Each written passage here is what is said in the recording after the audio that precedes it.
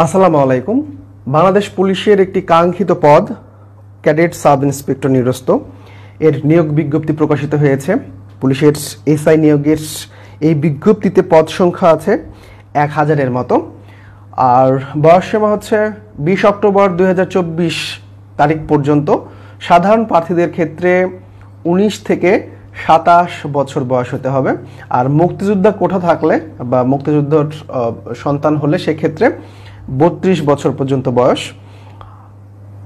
শিক্ষাগত যোগ্যতা স্নাতক ডিগ্রি থাকতে হবে এবং কম্পিউটার দক্ষতা অর্থাৎ কম্পিউটারের একটা কোর্স করা থাকলে হবে, 6 মাস মেয়াদি আর কি।